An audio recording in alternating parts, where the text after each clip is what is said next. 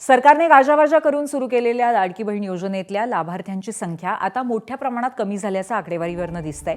सरकारने राबवलेल्या संपूर्ण पडताळणी आणि ई-केवायसी मोहिमेनंतर मुख्यमंत्री माझी लाडकी बहीण योजनेचा आवाका बराच कमी झालाय।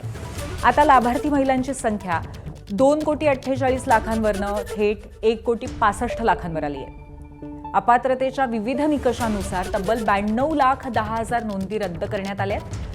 मात्र त्याहूनही धक्कादायक म्हणजे बोगस लाभार्थ्यांकडून पैशांची वसुली करण्याची अधिकृत यंत्रणा ठप्प असल्याचंही उघड झालंय। आरटीआयमधनं वसुलीची आकडेवारी प्राप्त झालेली नाही अशी माहिती आरटीआय कार्यकर्ते जितेंद्र घाडगे यांनी दिली आहे। जे भ्रष्टाचार झालेला आहे, महिला दाखवून पुरुषांनी लाभ घेतलाय, तर दुसरीकडे 88 लाख ज्या आहेत त्या महिलांची संख्या कमी करण्यात आलेली आहे।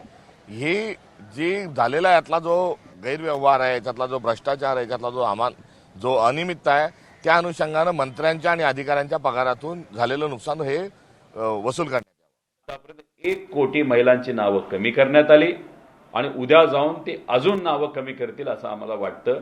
जिल्हा परिषदचा दुसरा टप्पा बाकी आहे म्हणून ते शांत बसलेले आहेत, पण उद्या जाऊन कदाचित सगळ्याच महिलांना जे लाडकी बहीण योजनेच्या अंतर्गत पैसा दिला जात होता तो बंद केला जाऊ शकतो। ज्या विभागाली ज्या मंत्र्यांनी तिथं कुठंच अनालिसिस न करता कोणाला मिळते कोणाला नाही मिळत, पुरुषांना सुद्धा पैसे दिले, तर मग त्या मंत्र्यांवर कारवाई का होऊ नये, त्या डिपार्टमेंटवर कारवाई का होऊ नये? कारण शेवटी हा टॅक्सचा पैसा आहे। हा विचार नक्कीच तिथं केला गेला पाहिजे आणि ह्याच्या बाबतीत इन्व्हेस्टिगेशन झालं पाहिजे। बघा, फक्त जे पुरुष ज्यांनी लाडकी बहीण महिला म्हणून त्या योजनेचा लाभ घेतला त्यांच्याकडनं वसुली होणार आहे आणि बाकीच्यांच्याकडनं अशी स्व इच्छेने काही महिला परत करताय, पण बाकीच्यांकडनं वसुली होणार। कुठल्याही बहिणीला की एखादा भाऊ काहीतरी योजना आपल्यासाठी आणतोय तर त्याचा लाभ त्यांनी घेतला, त्यांना आपण निकषात बसतो किंवा काही हे त्यावेळेला त्यांनी बघितलं नसावं आणि म्हणून मग त्यांच्याकडनं तसे परत पैसे घेणं हे काही योग्य नाही।